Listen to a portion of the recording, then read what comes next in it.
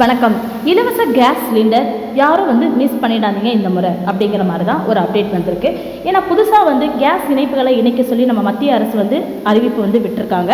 So அது சம்மந்தமாக தான் ரொம்ப டீட்டெயிலாக இந்த வீடியோவில் நம்ம பார்க்க போகிறோம். ஸோ வீடியோ ஸ்கிப் பண்ணாமல் ஃபஸ்ட் டைம் லாஸ்ட் வரைக்கும் பாருங்கள். அப்போ தான் நான் சொல்ல வர தகவல் என்ன அப்படிங்கிறது உங்களுக்கு ஏழை எளிய மக்களுக்காக உஜ்வாலா திட்டத்தின் கீழே கூடுதலாக 25 லட்சம் புதிய இலவச எல்பிஜி சமையல் எரிவாயு இணைப்புகளை வழங்கிட சொல்லி நம்ம மத்திய அரசு முடிவு செஞ்சுருக்கிறாங்க.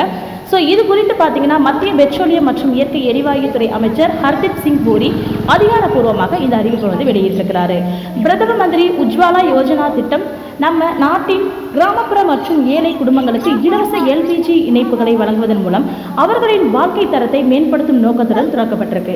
இந்த கூடுதல் 25 லட்சம் இணைப்புகள் இந்த திட்டத்தின் கீழ் இன்னும் பயன்பெறாத குடும்பங்களுக்கு உதவும் அப்படின்னு சொல்றாங்க. இந்த திட்டத்துடைய நோக்கம் என்னன்னு பார்த்தீங்கன்னா, கிராமப்புற பெண்களின் உடல்நலத்தை பாதுகாப்பதிலும் சுற்றுப்புற சூழலை பாதுகாப்பதிலும் இந்த திட்டம் முக்கிய பங்கு வகிக்குதுன்னு சொல்றாங்க.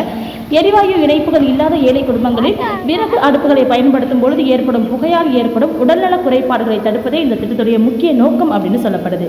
வறுமை கோட்டிற்கு கீழ் உள்ள குடும்பங்களுக்கு இலவச சமையல் எரிவாயு இணைப்புகளை வழங்குவதன் மூலம் விறகு அடுப்புகளை பயன்படுத்தும் பெண்களுக்கு ஏற்படும் சுகாதார பிரச்சனைகள் தவிர்க்கப்படுவதுடன் அவர்களின் வாழ்க்கை தரமும் உயர்கிறது அப்படின்னு சொல்லி எதிர்பார்க்கப்படுது.